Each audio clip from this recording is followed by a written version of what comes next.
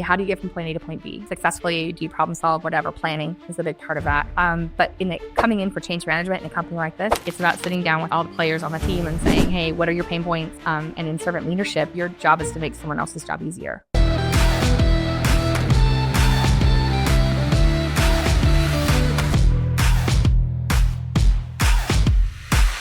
Elizabeth Wilson is the owner of Zeek Interactive, a premier software agency specializing in custom web, mobile, e-commerce, and SaaS solutions that drive growth, reduce churn, and deliver lasting client success. With Elizabeth at the helm, Zeek has earned recognition on Inc. 5000. Thanks so much, Elizabeth, for coming. Thanks for having me. We're going to have a good time today. I think so. Yes. So I've heard a lot about Zeek, and I know some of the other companies that are using you to help do some web applications and stuff like that for them. So tell us a little bit about the types of things that Zeek does. Sure. Well, we were founded in 1995 as an interactive gaming company, and then we kind of got into the the early web scene, right? And then WordPress came along and kind of took over half the internet, and then we really progressed into SaaS products and custom solutions. So right now, we're a full-service agency, and we really cover anything from a simple integration or a dashboard to a custom plugin, APIs. Sometimes people just need us to tell them what they already know. Sometimes they need to tell them what they don't know. It's like, I don't know what I need, but I just need something. And exactly. Like, okay. So we always say that we're tech chameleons because we don't fit you into our box. We come into your business, understand it, and then build solutions for you. So we call ourselves tech chameleons. That's great. I love that. I love the analogy. and because then it's so custom, because it's like there's a lot of options that like just, it's like, here's the mold, and like you got to figure out how to adapt your business to that mold. And you can get some pieces there, and if you can't, too bad. Yeah. Figure it out. I think one size fits all. We always say one size fits nobody, right? And that's why businesses need custom solutions. Yeah. No, I appreciate that. So you had, let's see, Micah, you had something up on there that shed some of the different businesses I think that you've helped. Was that what it was? Oh, yes. Brands. I put you on the spot. Okay. Oh, we can go here. First off, like that Chameleon is so cool. Thank you. I love it. I love the idea of what it represents. They have a good attention to detail. They blend with their environment. There's a lot of really great characteristics of them. So I think it fits our culture and kind of what we do really well. My brother had a chameleon. It was pretty cool. I would love one, but I don't really know if they'll thrive out here. You could tell, but a company mascot, though, at least. Yeah. I got a stuffed one for Mother's Day. But this year I did, yeah. No, that's awesome. But it makes sense because you're trying to create something that blends in with whatever it is that they need. And I love that because with you kind of going, especially a lot of the companies, if they're not really involved in tech, they might not even know what's out there, what things can be done. And so if you're sitting with them, you're like, okay, tell me about your business. Right. Exactly. So we try not to be prescriptive, and we don't even talk about stack first. We always say, hey, let's hear about your business, about your processes. And sometimes our discovery phases are the most important because we sit down with our people, sometimes in person, sometimes remote. But to understand their systems, it makes a difference for us to be in the shoes of the people that would be using the software. Yeah, definitely. Are there any types of business that you typically work with, or is it just a wide variety? It's a wide net. Obviously our logos that we've been working with over the last 30 years are broad, Lego and Disney, all the way to like Edwards Life Sciences and Rudis, which is, and a lot of educational, academia stuff. So I feel like it runs the gamut, but I really, really like the construction industry because that's the business I used to be in. And I really like medical. I think those two are things that are communities that always need tech support. For sure. And are always evolving and always being used. And construction's a little behind the eight ball. So that's really where I like to put our focus, is because I think we could help them most.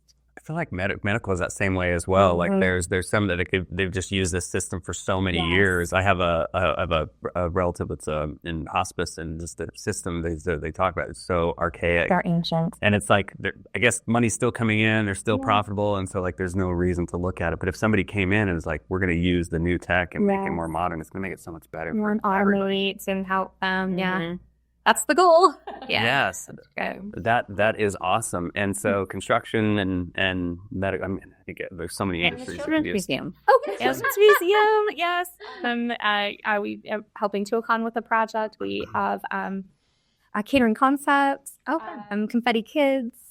grass-free construction. So regionally, we're really trying to, get our name out there and make sure that the people in the region that need us know about us. Awesome. What's one of the funnest projects you've worked on? Oh my goodness, I would say Rudis, which is it's like Roman Greco wrestling gear. They outfitted the Olympic wrestlers.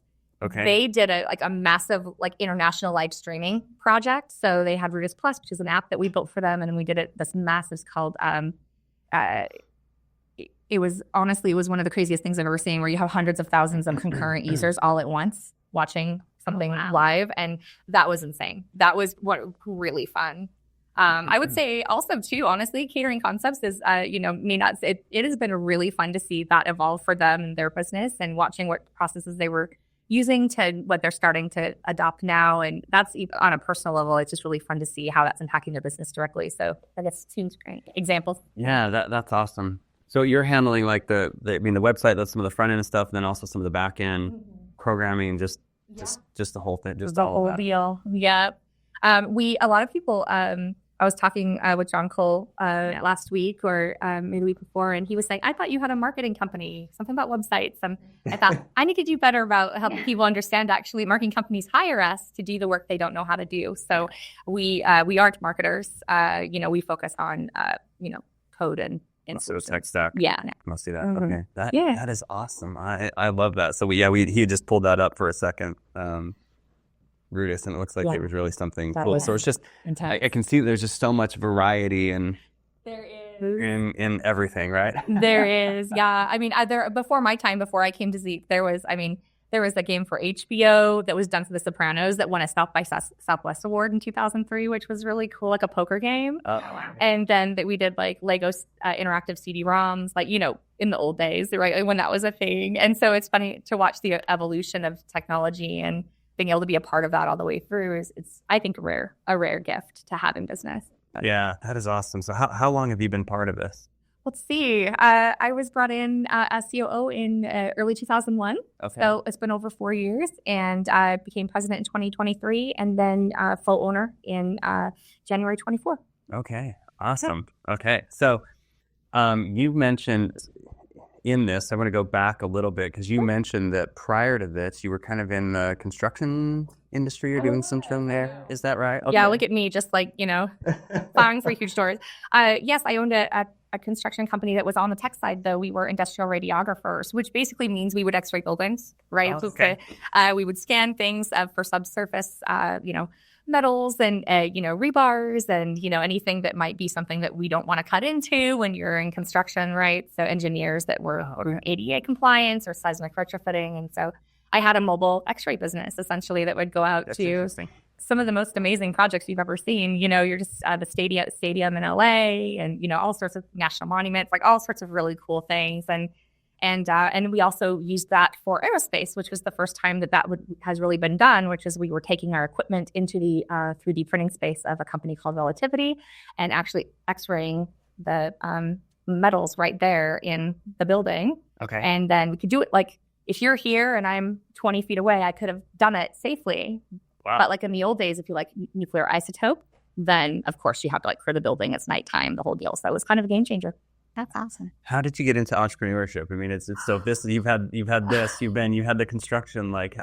Where does this start? I was reflecting on this last week a little bit about entrepreneurship, and I thought, it kind of came later, but in reality, it didn't. I think back, I was always finding ways to be industrious as a young person. And I remember I started a little makeup and hair business with a friend of mine for quinceañeras and weddings when I was 18. Okay. It was called Beautiful Brides. It had pink cards. It was very cool. All right. And then I started a party planning business with a friend in my 20s where we did really luxurious tea parties for kids. And looking at that, I just thought those were fun little side hustles. And I realized back then I was kind of flexing or building those muscles for, real entrepreneurship later in life. I love that. And then, so you went from that into the early 20s. And when did you go into the construction? Yeah, in my 30s. That was in your 30s? Yeah, okay. I was in my 30s. So I was in construction with a large firm that's, across the country. Concrete firm, basically cutting, coring, drilling, diamond grinding. This is all sexy stuff. Right, if you're in the industry. And so that's where I really cut my teeth. And I had wonderful mentors, and I got to work in R&D, and then I got to run operations for scanning all across the country. And we were very profitable, and I was able to really see, oh, there's a market here, and I could do this, and I can learn something new. And it really gave me the confidence to feel like I could go out and start my own business. So you left that and you're like, okay, I'm going to go and I'm going to start. I basically became a competitor. Yeah. Okay. We want to be, but basically there was not a lot of female-owned businesses in construction at all anyway. And then in LA County especially, there was a real need for it. People were looking to diversify the way they spent their money, but there really wasn't anybody out there that owned businesses where they could funnel that money. And I always like to say that they chose us for our technology, and then the added perk for them is that we were women-owned. So, yeah. What was it like when you that first day when you started the business? Were you just like totally nervous? Were you like, I don't know what I'm doing? Is it overwhelming? Absolutely frightening. Yeah. I just thought to myself, I thought, am I drinking my own Kool-Aid here? Like I see a business, I see a market, and I always just wondered, could I do it? But in reality, the fear subsides, and then I guess hard work and grit sort of take over, and you sort of say like, no, I can do this, and you just make it happen. Sometimes it's hard too when you're first starting out and you may not have as much, capital there, and you better try to figure out like, how do I balance living and then now I've got to fund this business. I'll go through that. How did you navigate that? Honestly, a little blind hope. And that's not the answer that I think anybody really wants to hear if they're a business analyst. But what I said to myself is, my husband always says this: you keep betting on you. And I just kept thinking to myself, I know the right things. I have the right tools. If I keep getting out there, that people will hire us because of what we're offering. And so I just leaned into our value proposition and just said to myself, let it speak for itself. And when people had the experience of our service, then they kept coming back, and that's how, it went. But it wasn't without its challenges. I remember a phone call my first week in business. A guy calls and I answered, and he said, Compass X-ray. And he said, can I speak, to your boss or somebody who's in charge? I need to get a quote. And I said, oh, well, you can talk to me. I can quote you. And he said, this isn't an answering service. And I said, no.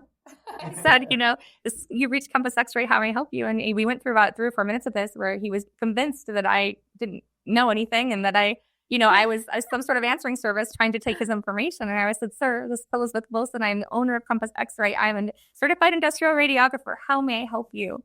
And finally, he got out what he needed, and we went out that week. But I charged him extra for being a jerk. He there was no way he'd be the owner. They jerk tax on top of that guy. But I took the business because you don't, at the beginning of a business, you don't say no. You don't say no. You just keep saying yes and yes. There's another word for it, but we're being recorded.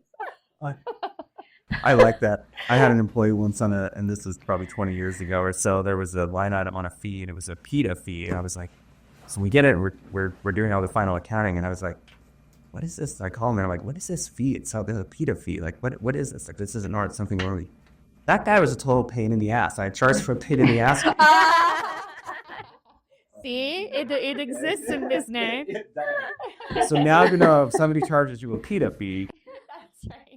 As you get into your business, you can reserve the right to, select who you partner with, right? But at the beginning of your business, that isn't really a luxury you have. It's somebody's willing to pay you for the job you're willing to do. You kind of have to take your hits and your Yeah, for sure. And your PETA fees.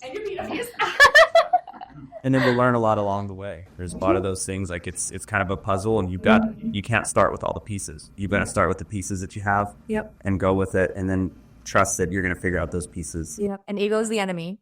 You can have no ego when you're starting a business, there's no room for it. That's good with that. That is, that's great. And I think that comes to, there's some people that you can be overly confident, and it's that ego that can really prevent you, because you need to learn.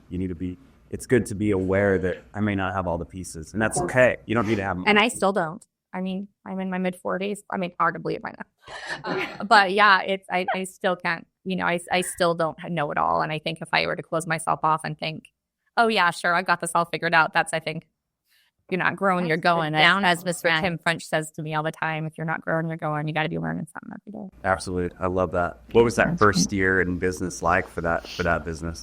It was chaotic. Nights and weekends, trying to be in the field myself and then run the business from the office, and then, having a small staff. And we were very equipment heavy and asset heavy, right? You've got vans and you've got, very expensive, hundreds of $1,000s of worth of x-ray equipment. And, you've got to have the right insurance. And I feel like you just getting your sea legs as a small individual going, oh, well, is my retirement gonna, is it going to float us through this time? But I would say we caught our stride on year 2. Okay. Yeah. Yeah, that's a lot, but a lot of things to take on, a lot of things to learn, a lot of things to buy, a lot of there's fake flying everywhere. So much risk. Nights. Well, so many, you've got to work it all out, So did you have investors? No, I No. bootstrapped the whole Wow. thing. Yeah, and bless my husband who kept betting on us too. Who is not he's pretty risk averse, I think, in general. That's what you were saying. I actually was very surprised that he was as supportive as he was, but I think he had seen me work so hard and be successful for many years in the corporate side of things. I think he thought, well, I suppose she could do it as well as anyone, at some point. And but he really, with his blessing, is how I was able to do it because, we, our home, of course, you have your equity in your home and you have your retirement and all the things that you do yourself to invest in a business when you get started, unless you happen to have a nice big pile of money sitting in the bank waiting to get spent. Yeah, so Yeah, yeah, that's incredible. So that's what you used to get started, was just kind of like the retirement plan months. Yeah, that's right. Some savings. Yep. And I honestly, I also got really creative. Instead of buying the assets outright, I went to them and said, would you be willing to lease to me for the first 6 months, for the first 12 months? So I could just pay you for this, and then it's your asset. And that really helped me with cash flow, because you would go from let's say a $500,000 capital purchase to maybe a $6,000 a month lease payment, right? And so little creative things I could do to keep cash flow moving. I love that. Keeping it out of pocket as low as possible, but still getting the equipment that you need to make the business That's right. function. And then by year 2, you caught a stride. Yeah, we did. And it was a lovely thing to see, but, it wasn't without its challenges. I make the joke all the time. I'm sure I looked 10 years younger before I started the business, and 10 years about a year later, because, you're just you live a million lifetimes when you start a business. And you carry, I'm sure both, you wear all the hats and you carry all of the heavy burden for all your team and for your family in that moment. I think it's always harder than what you expected. It always costs more than what you expected. It always takes more time. It's like building a house, or remodeling a house. It's always double, right? Twice as long. And time. Yep. Exactly. And so how did you become part of Zeek then? So I was lucky enough to sell my company to a company called PRS, Pavement Recycling System. They were interested in our business and what we were doing. And so I, for something inside of me, was like, someone wants to buy this. They can make it bigger. They can take this vision and they can do something with this that you can't do on your own. And I thought, I like the sound of that. I like the idea of my vision getting to live on in some other way, beyond me. And so I said yes. And then part of my contract was I had to go in and consult for them and teach them. I got recruited into Zeek as COO because the founder at the time, he was, kind of drowning in chaos. Wonderful business, obviously, 25 years under his belt, but processes weren't really in place. Foundationally, they were really struggling, and he was burning out, nights and weekends, and there's still payroll and HR and operations and lack of systems. And he called me and I said, I don't really know anything about software.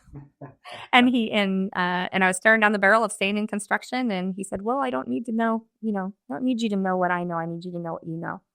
And I was like, well, that's the only answer that I would accept it. And so when I heard that, I could hear in his voice that he really wanted change. And I thought, I think actually I am the person that could actually bring the impact. And I said, I'll give you 1 year.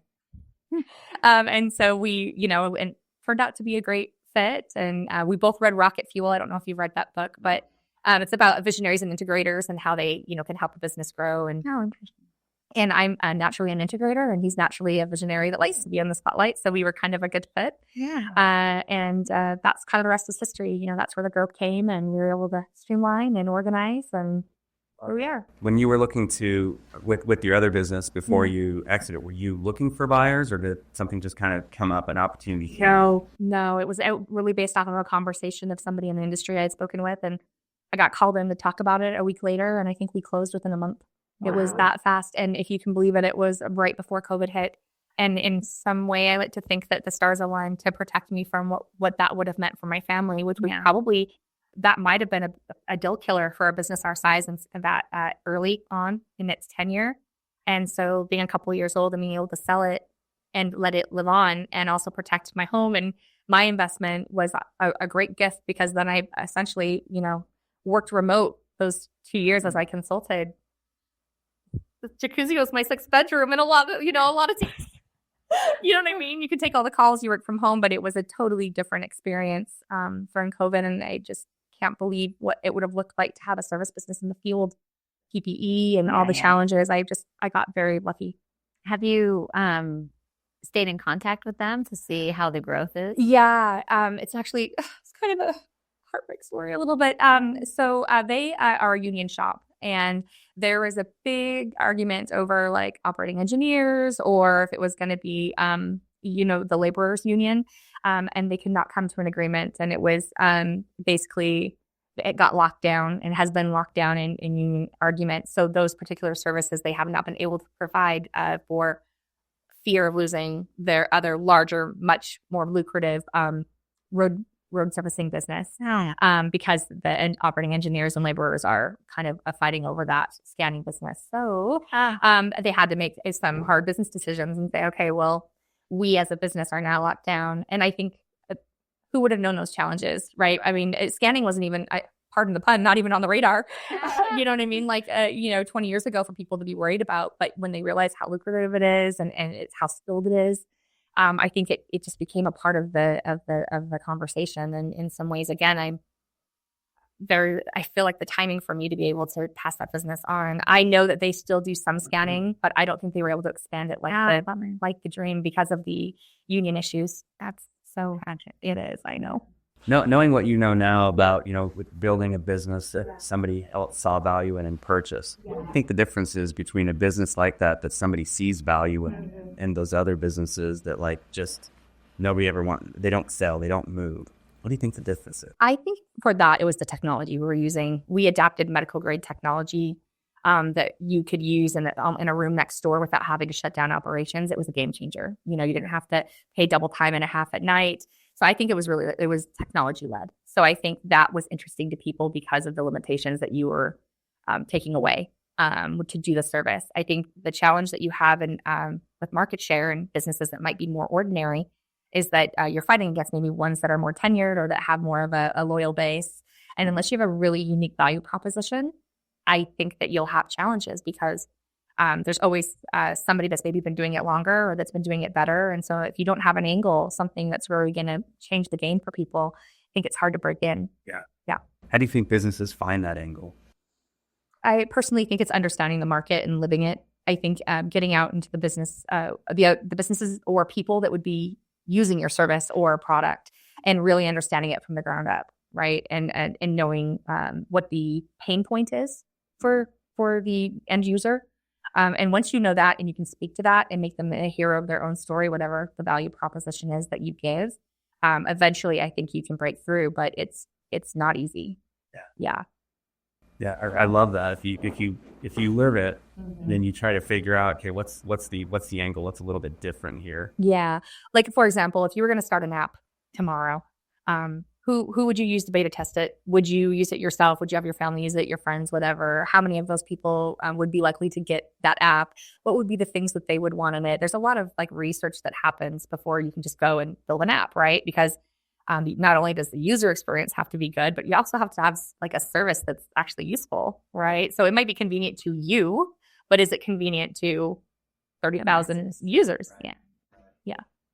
Well, and plus, if you have your friends and family, they might not give you the right advice. Yeah. But usually, hopefully, let's hope you have some candid ones. But yes, that's true. Sometimes you have to go way beyond that. Sometimes you can just take a quick, census. Feedback to everything. I think you bring something like that, and it's good to get feedback from, even if it's people that you don't know. I think that can sometimes be better. Like, would you use this? Yeah, and Absolutely. I think it's really understanding your avatar. That's right. I mean, really understanding who your client is and what their needs are, what their psychograph is, and all of those things. So I think that's really, when you're building something like that, that's really important. I think that's so true. And you can't make yourself, I think in a lot of ways, the businesses make themselves the vessel of the success of whatever the end user is. I think sometimes there's almost like a grab for glory in business ownership, or, it's like, oh, well, I saved all these people from themselves with the right. It's a little. I think it's like there's like a humanity involved, but then also like being humble, too, and understanding what people are willing to pay for and what that value is. I love that. So when you come over to Zeek, and you mentioned that there was chaos there. So day one, what's it like? Well, oh my gosh, drinking out of a fire hose, right? So you're like, no, You're drowning. yeah, exactly. How many employees did Zeek? At the time, there were 7. Okay. Yeah, 7, maybe. Yeah, I might have been the 7th. So it was smaller. And they, and they ran as a lifestyle business by 25 years, like right around $1 million in annual revenue. It's a really kind of easy story to tell. You have this kind of a main service clients that you use for years and have a few, contracts, and you just kind of, it goes, right? You get the occasional project, it works. But in this case, there were no systems in place, right? So honestly, the fact that they were in business for 25 years, I almost would say, but despite themselves, right? And again, no offense because it was really well done. I mean, we had a really wonderful, charismatic founder doing really good, high quality work. It was just systematically, there was nothing that would allow you to scale foundationally. It was just no process, nothing, no documents to follow. It was YOLO every day, So it was just, pure fire hose, and I thought to myself, and there's so many acronyms, I can't tell you how many notes I took. And I was just like, oh my gosh, what's an edge case? Googling things on the side and just thinking, how am I ever going to learn this? And what was I thinking? And then eventually that starts to fade and you start to make impact. I find that a lot with businesses that are like, $1 million or less in revenue. There's just not really any processes in place. Like the owner was like, hey, I know how to do this part. So I just start working. Technician. Yeah. And then people start saying, hey, I want you to do it for me too. And they start doing it, but there isn't anything in place. Like, how do you learn those systems in place? Where do you learn that process to put that together? I think just years in operations. So my background has always been operationally. How do you get from point A to point B successfully? Do you problem solve? Whatever. Planning is a big part of that. But coming in for change management in a company like this, it's all about listening. It's about sitting down with all the players on the team and saying, hey, what are your pain points? And in servant leadership, your job is to make someone else's job easier, right? And you don't come in and flex the big muscle of, I'm going to change everything, because first of all, that's not realistic and they'll hate you. But also, it's kind of honestly kind of egocentric to think that you could know anything about a business that's been successfully running for 25 years, that you could know anything to tell them right away. So fundamentally, it was operational transferable skills, I think, that helped me be able to, from the outside say, hey, actually, I think this is a way we could organize this. And you get some quick wins and build trust and follow through when, for the employees so that they trust you. So you kind of, when you first went in, you kind of just observed a lot of listening for a little bit. A lot of listening. And you're like, I know business fundamentally, but I don't know the product. This product I'll do well at the beginning. And so I need to just kind of pay attention and see what's going on and how sales and everything happens. That's right. And then from there, then I can start to see where there's things that are inefficient. Absolutely. Absolutely. And obviously some things are going to smack you in the face right when you walk in the first day. You're like, okay, do we need an all hands every day? Maybe not.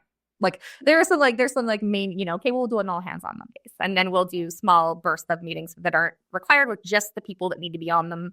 You know what I mean? And so because it used to be that everybody would get on every morning for 45 minutes or an hour and say what they're working on. Everybody was independently like, oh, I'm working on this. I'm here, whatever. And I was like, oh, well, that's the Wild West. And so I thought, I think we can do it. So my first change was just, hey, we're going to do one social non-business all hands on Mondays to make sure we're connecting and bonding. Mm-hmm. And then we will have individual meetings per project with the stakeholders only.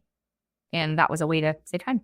Yeah, that was the first big change. How long was that? How long was it from when you started to when you made that change? First month. First month? Okay. Yeah. I sat through enough of them where I was like, we're saying a lot of the same stuff over and over here. I don't know. Hey, one of my mentors taught me who's responsible and buy one, baby. Like you just gotta, you gotta start there. And so for me, I've always kept that with me is we sit in a meeting. What are you taking away? So that's so. Just a lot of them are a waste of time. So sit in the next meeting, and if everyone's talking about great ideas, say, that's amazing, everybody. Love that for all of us. By who and when? Like by when and who, right? Just ask, right? Who's responsible and by when? And just see how that feels. And honestly, it's something that I've never forgotten, and I use it every day. And it's the difference between throttling and moving. Can you go into that a little bit more? Yeah. So by when? Yeah, who's responsible and by when, right? So, and my mentor, she was an accountant in the Air Force.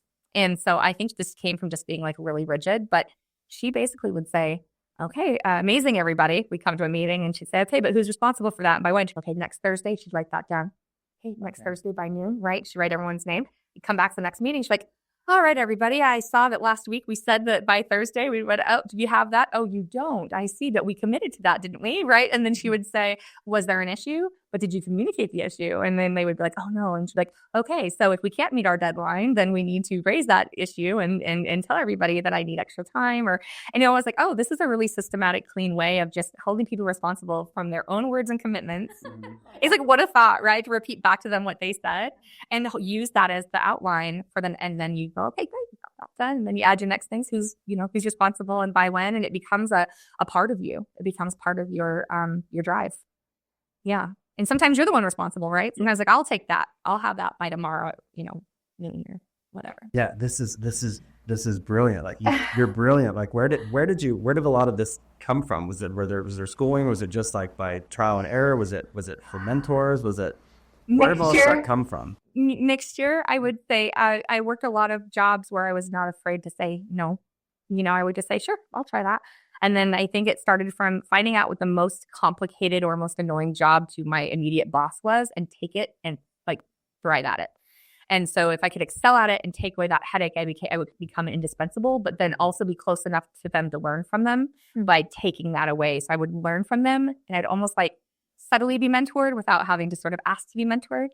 And then, you have to be helpful and not annoying to people that are very busy. So I think I just learned to do that. And then over time, I started to practice myself when I started to do any sort of leadership thing. I go, that seemed to work for me. Let me try that. And so I just say in operations over the years, those are transferable skills, which I'm a big, proponent of, is that you can change industries if you've got the core skill set. Yeah, I love that. You said that in the questionnaire you sent over to us, which I was you're just reading that those skills when you're skill stacking a certain area, like even if you leave that industry, it doesn't mean that you lose those skills. No. So those are more transferable than. You're like collecting jewels, right? And at the end of your career, you've got the the pot at the end of the rainbow, but you're essentially, that's what you're doing, is you're collecting all of that.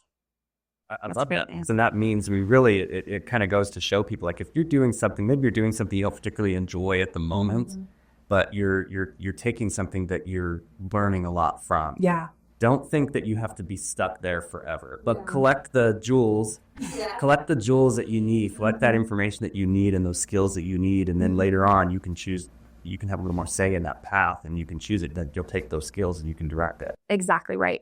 And if you're a manager or a leader that's looking to hire people and you see somebody that's got an interesting background, but it's not your background, I would lean into that. I would lean into somebody that might want to change industries or markets. They might have something new, fresh perspective and a work ethic that can really be impactful in your business. So if you haven't had a lot of, in construction, for example, I mean, I wasn't from construction, but they saw something in me and recruited me in. Had somebody not had the vision to say, hey, actually, I think what she's doing in operations there could apply here, I wouldn't be sitting here right now. So if you're in a position to help others take that journey, then you should. Yeah. The same with the original owner of Zeek, finding you and bringing you in. Yeah. And I think a lot of times we try to look for people just in our industry, that they need to know our industry. Yeah. And that owner was great for saying, no, we need That's right. help. And so we need to find somebody who is a master at operations. Right. Doesn't matter what the product is. That's right. They didn't need an engineer. They had engineers. Yeah. Right. And so that's where I think that he did have the hindsight to look at that and say, that's the gap that I'm actually looking to fill, is not actually the thing that I know. And you said that was 2021? It was. That you brought over? Okay. So we're 4 years or so, 4 years or so into this. Okay. Yeah. And then, so you come in, you start working on really the operations and making it so we can just be way more efficient. We can make things run the way they need to. Yeah. That'll help to increase sales. That'll help to increase maybe retention with clients or whatever, all of those things. Okay. And in some cases, I think retention, it was like the anti-retention for clients, because there was a lot of partnerships that were honestly pretty toxic for the business.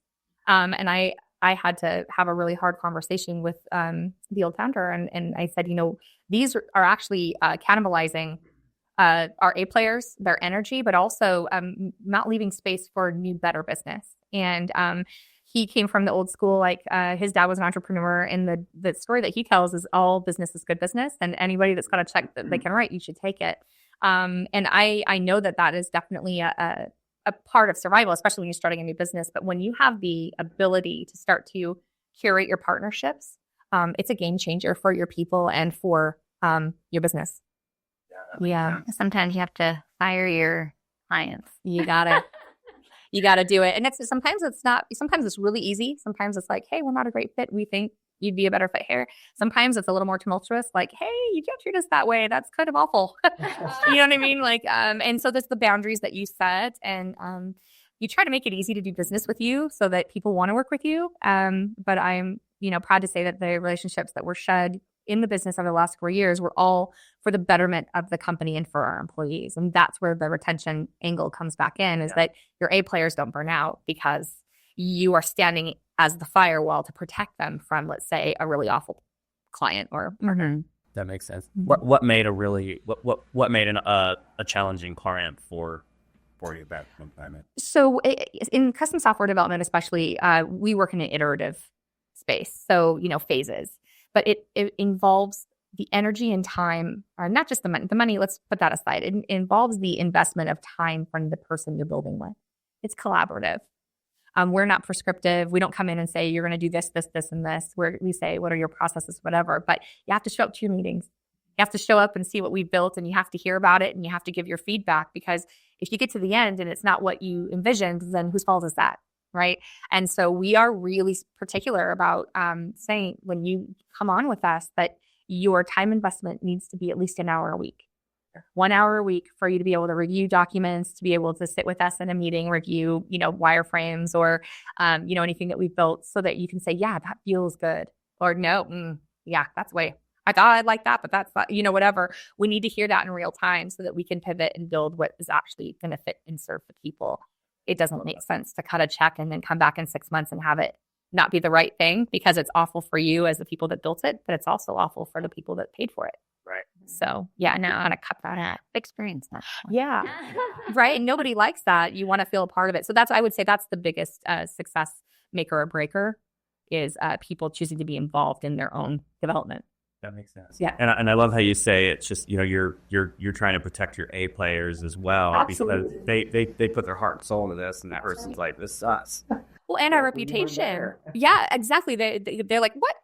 This is amazing. Look at this amazing thing I built. And they're like, no, I don't like that. It's like, it's hard for everybody, but just, I think, protecting your reputation as a 30-year-old company, you have a lot of people behind you at your back, making sure that you're moving forward. You do not want to slide back with big missteps or mistakes like that. Yeah, that makes sense. Especially if something like that, because with software development, there's so many different ways that something can be taken, and you're not sure what their vision is. And they might not be 100% sure what their vision is either. And so as it starts to come together, then they're like, okay, let's tweak this and let's do this. And then, and so that makes a lot of sense. Yeah. Do you have graphic designers? So we actually do have engineers that do design. So we're lucky enough to have some unicorns on our team that do both. Some front and back end, which is great. Some people call that full stack. Some people call it product development. But yes, so we can do design in house. The Children's Museum, for example, there were some great functional pieces that were already created in house. So it's really easy to make a design off of that, because there's already a vision kind of played out, right? Yeah. But we also have really great partnerships. We have some folks locally, and then also, beyond, that do some really great branding and design and stuff like that we work and partner with, where they bring us in on the backside, or we'll bring them in and say, hey, they actually need more than a website. They need a whole rebrand. And then we'll let the experts take it from there on that side. And we keep in our lane. And that's how, we keep doing the same good work over and over, because we know what we're good at. I love That's that. right. Yeah. And it is rare for somebody to be able to do some design and some engineering. Yeah, we call them our unicorns. Yeah, exactly. And you can't hire for that. That's either they have it or they don't. Yeah. And you find that over time. No. Yeah. You mentioned that you, and I thought this was just impactful for me. I can see how much you care about building something here in southern Utah, and like maybe putting us on the map and just helping to realize like there are great people here. It's a great place. Can you speak a little bit about that? So I'm very passionate about this topic. So when I was born here in St. George in 1980, we were about 10,000 in population. We were just a little, we were a Kmart and a stop off the freeway and on the way to Zion or Salt Lake. And there wasn't a lot of opportunities here. Going to East Elementary and then Dixie Middle or whatever, you'd sit in your counselor's office and they'd be like, oh, well, there's like a couple of things you can do. You go up north and go to college, or you can be a teacher, or, this is just a handful of things at traditional roles. And I just didn't really feel that the world was out there when living here. I didn't really understand what was out there. I knew there was something in my heart, but I had to see it for myself. And when after high school, there was really not a lot here unless your family was already in business. There was not a lot of commerce, there was no tech, really. I mean, maybe a little aerospace, but there wasn't really anything here. And so I had to leave, like many people my age that grew up here. And my thing is that we have such a special community here. We are hardworking and eager and kind. And that is a really amazing, combination to have. But we also need to get the skills in our hands earlier of these young students so that they can be marketable for companies like mine and other tech-forward companies that would love to hire these individuals. But we want them to be able to stay here if they want, near their families, where I couldn't. And I had to go away and come back and own a business and be able to come back. And I don't want that for my children. And I don't want that for my friends' children. And I think there's a better way. We are, I think, an economy that has so much potential here. And the ecosystem that we could build as a business community could be a game changer. We have this wonderful resources, our people, right? And then our really best and brightest get plucked out.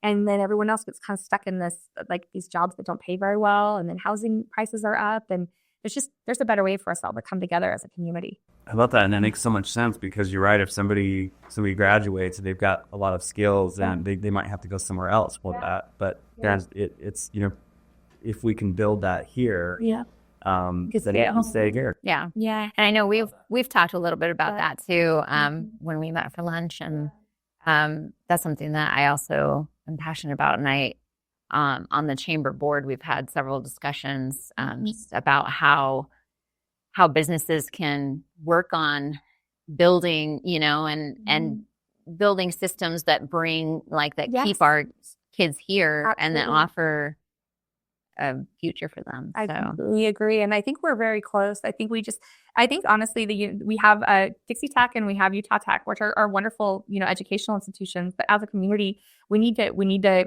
start holding hands, and we need to start saying, hey, some students are going to be best at Dixie Tech. Some are going to be better Utah Tech students. Either if you're going back to school, if you're later in your career, there's a lot of options. But we also have to have the businesses that put our money where our mouth is, so to speak, and say, hey, we're willing to mentor. We're willing to have participation in curriculum. We're willing to give feedback. We're willing to be on a board, or we have to show up. I think that's where we start, is just showing up. I love that. I think it's so important for us to work together to put something together. And that's a fear that I have of my kids. I love it out here. I chose to move out here 6 years ago, but I mean, they're teenagers, and when they get older, what are they going to do? I mean, I'm teaching them business now, so they'll be okay. But at the same point in time, others might not be able to. That's like, what do we do? And we have to have companies that have vision. That's right. So, I mean, we're lucky to have TechRidge up there.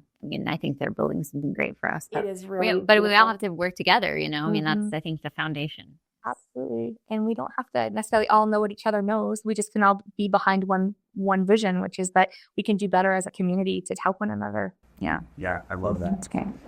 If somebody is young and they're watching and they're trying to figure out direction in life, what kind of advice could you give them? Well, I would say, unless you're waking up every day and you're convinced that there's one thing that you were meant to do, which I didn't wake up feeling that way. I mean, I thought I was going to be a third grade school teacher, and look at me now. I would say that keep saying yes, right? So if an opportunity presents itself and it's not going to harm you in any way, aside from maybe, scare you a little, say yes.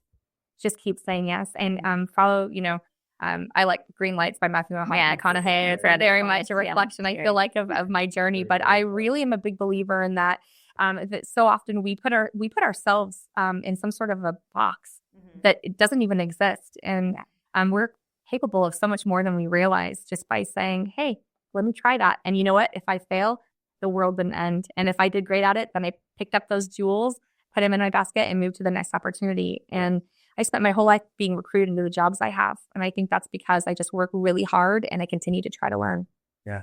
I love that. I love the saying yes, because that's where a lot of that skill stacking will come from. Yeah. And then you might have those other opportunities that you never would have thought of. And if you're just saying no, you're turning everything down. Or I said no to anything. This is my lane, and I'm not going to, and you wouldn't know, you don't get to experiment. Who says? I mean, don't we all just want options? Yeah. Right? Isn't that what isn't what it's all for? Is so that we can decide? Yeah. Right. Yeah. I love living outside the box. Yeah. That's literally the design that I've created for my life. I hate a box. Nobody loves a box. Yeah. There's a some point in time. A point in time comes where you have to start saying no. Yeah, but of course. To say yes in the beginning to kind of there's boundaries that eke in and learn after you've okay, I've found my path. This is what I want to do. But then I start saying. There's a limit to the yeses, and I experienced where that limit is. Right, there is a shelf life on being everything to everyone your whole life. Right, so I think as you start to hone your skills, right, then you start to go, I'm going to set some boundaries, and they'll be out here, and then eventually they'll narrow. And now I try to use, as a company, I try to use our vision, our mission statement, which is there's a better way, and then our core values to drive all the decisions that I make to make sure that they're the yeses that I say are kind of all focused in the same place. And then as a mom and a wife, I'm trying to say those yeses that serve my family. So I think the boundaries have to come later, but when you're young and you have more freedom, I think that's the time to keep the yeses going. And some of those yeses might scare you a little. Oh, they're frightening. Do them anyways. You need to do. That's the only way you're going to learn. Never knew anything about any of the businesses I went into, none. I didn't know anything about medical education. I knew nothing about golf. I knew nothing about construction software. I might be crazy. I think maybe to be an entrepreneur, you have to be just a little unhinged. Right? For one's a little delusional in one way or another, hopefully in the good way. But I just never let it beat me. I love that. I know I'm crazy. I just try not to be batshit crazy. That's the top tier, the red zone is batshit. Yeah, I just kind of just go a layer down from that. No, we talked about that in our first episode. You have to be a little crazy for sure. Yeah. And you have to be willing to do some of those things that others aren't, and just experiment and try and put yourself out there. And it's a gut-wrenching. It is a gut-wrenching experience, for anybody trying to do it. It's not easy. It's not the easy road, but it's sure fulfilling. Yeah. I remember when I was growing up, most of my family was in the construction industry, and so that's just kind of the path that everybody chose. And I was the one that was that's not a path for me. I don't know what the path is, but kind of just started doing a bunch of different things. And then you finally just, I don't know, it's this path just suddenly starts to reveal itself. You're okay, I have a choice. Go down the path that's known, or this path I can only see a few feet. But if I take a few steps into it, I'll know. And then usually I take a few steps, and then the other few feet start to become visible as well. I don't know. I still think we're squirrels trying to collect our nuts. In a lot of ways, that's a great visual, because I feel every day that's exactly what I'm doing.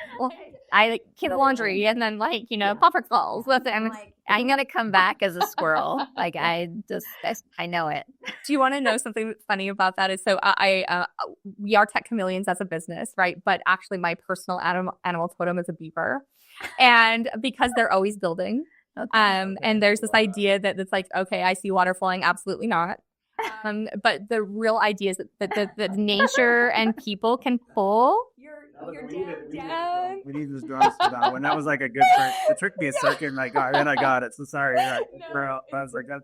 It's just this idea that you are innately a builder. This idea that in my life, if I can choose to be one thing, it's to continue to build good things, even if it's software or it's impact or value or whatever it is. It's just keep building. And then when somebody tears your dam down or it breaks by natural causes, that you wake up the next day and it's not it's over. It's I'm going to start rebuilding, and I grab the next stick and I keep going. And I love that representation. For me, is I think in my life, if I could be a destroyer or a builder or a breaker down of things or someone that's lifting things, I think I'd rather be a beaver.